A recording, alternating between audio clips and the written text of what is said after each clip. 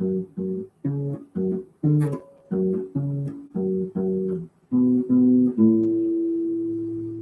go!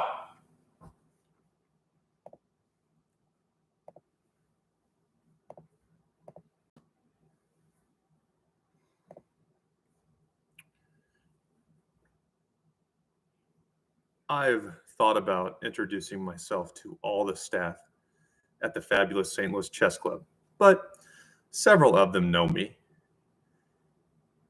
And I thought it would be much funnier to just start winning their tournaments. I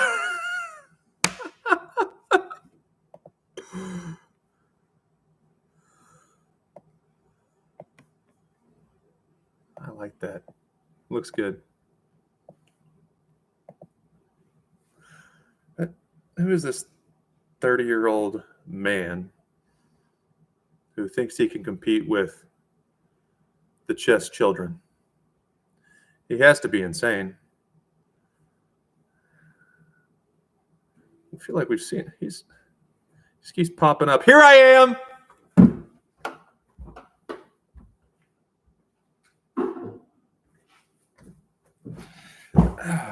Now, first of all, they do structure these tournaments so I'm not playing like a master because I get destroyed. But I am paired against increasingly stronger competition as I keep winning, which makes me a Class C player. Luck works both ways in chess. I have been low 1400s to mid 1400s. I even got up to like 1490 before a re-rate one tournament. So that's about right. I'm probably a little stronger. I'm actually 2-0 in the weekly nights, and my round 2 victory was against a 1500 rated athlete. So I'll have the black pieces in round 4 against either a 1700 rated athlete or an athlete about like myself, which if I win or draw, I'll be well over 1530. Even if I were to lose, I'll be well over 1510. So right at what USCF considers an average club player, with a lot of potential though. Everything aligned for me in this tournament.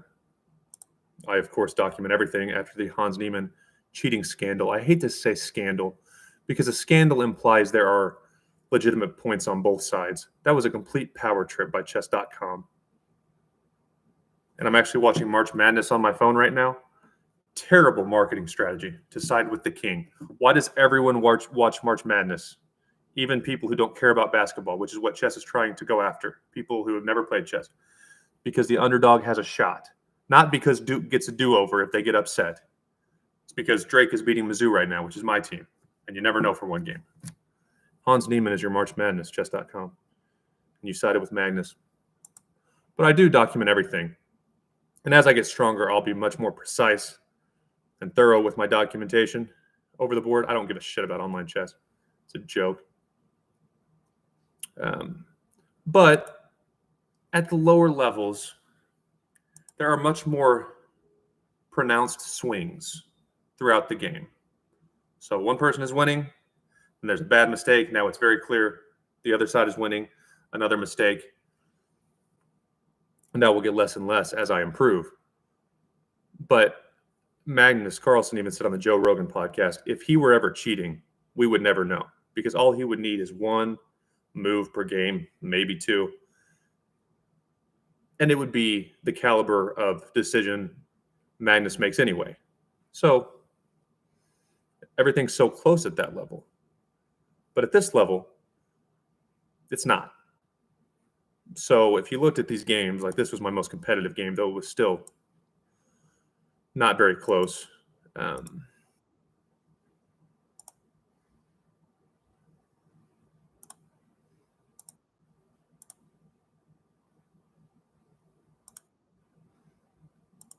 had black. And it's 45 minutes, so I'm not getting every move documented neatly. Like here, 45 minutes. I'm not giving any chances for the opponent to weaken my pawn structure. I know I'm not making the best moves, but it's all fine.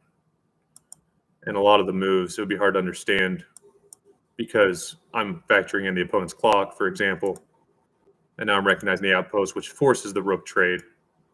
Otherwise, because your rooks are no longer connected, you have to take the trade. And I am going to be in a very dominant position in this battle. But my point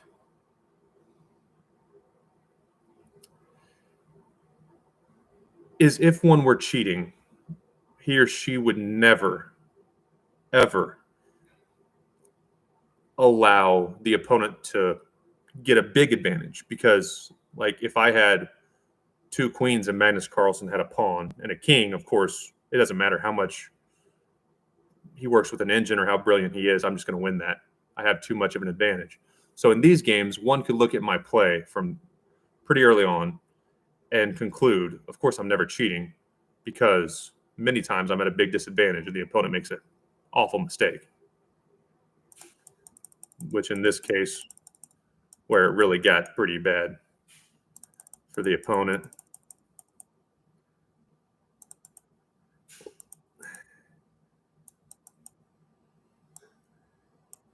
It's pretty clear you don't want to give up your good bishops. But where it's like, that's pretty rough. Of course, if it were a close game and I had the option to cheat, I would not make a move like that. Yeah, but now you're in pretty bad shape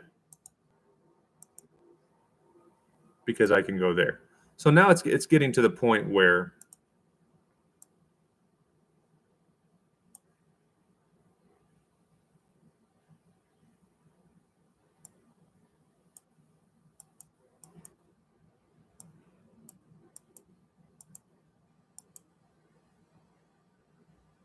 of course, I can fork and win. But you get what I'm saying. There isn't going to be cheating.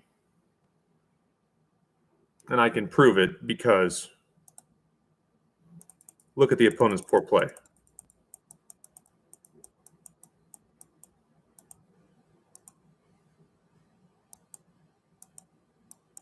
It's not like I'm finding brilliant moves to stay alive. And I've documented all these games. I also write them down. And if there is one I feel like might be suspicious at all, I save the scorecard where I write down like time available. Average over-the-board chess player with a lot of potential. I can think of off the top of my head, at least 3 losses against high 1700 or 1800 level athletes where I just didn't finish. And though my rating has been fluctuating in the 1400s, I have been expecting a breakthrough. And in this tournament, the combination of the opponents not playing great, me getting the white pieces twice and playing well, I converted on my chances.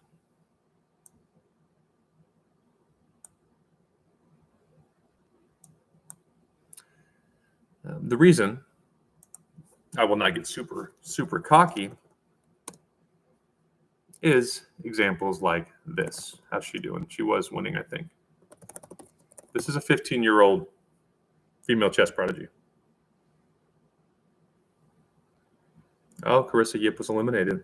Wow. So Alice Lee will compete for the championship.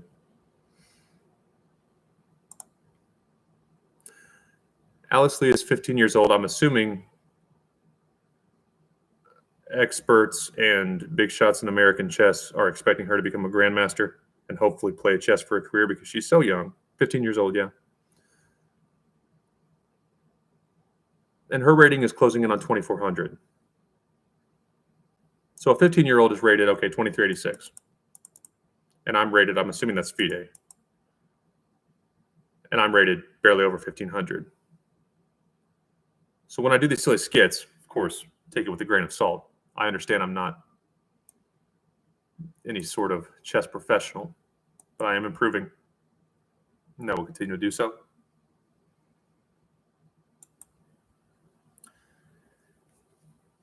And my secret, as I continue to climb Chess Mountain, will be I'm not messing with online chess anymore. While that is suspicious, okay, Dayton said he documents his games and stuff, and a grandmaster could look at my game and say, yeah, Like clearly that opponent made a mistake. Dayton was losing almost in the end game. They're bad. And if you're cheating, you would never allow yourself to get that behind, like I mentioned. Yeah, he's clearly a legitimate average club player. Cool. But I'm going to get so much better, so much quicker. One, my mom told me she was proud of me again, which meant a lot. Like every fierce warrior, I need my mom to approve of my life choices and career choices. Now that my mom is a fan of my chess journey like she was when I pretended to care about football and baseball, I can thrive.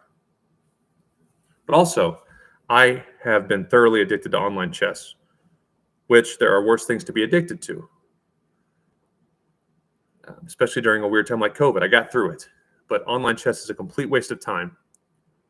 They have some decent learning options if you are not fortunate to live in a chess city like St. Louis, where the facilities are top-notch. I can go understand tactics from a professional athlete or even a grandmaster. I don't need online chess, and I don't believe in it. I believe it's a great tool if the alternative is Facebook, but it's also a great way to waste our lives and chess potential. Online chess is absolutely awful if over the board is an option. And instead of playing online chess right before my games or downward spiraling the night before, showing up to play a 1900 player without sleep, I am completely focused now, and it's going to show in my very quick rating progression.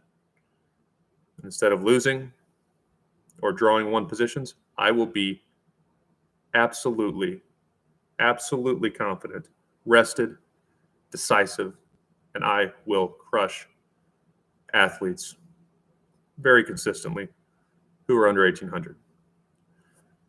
I hope you are playing some chess. If you watch the rerun of this video, I will do a more scripted, edited video in the first week of April, recapping my over-the-board chess for March. But for now, I'm going to go get some rest so I can be fully locked in for St. Louis Chess Club's Friday night quads tomorrow evening.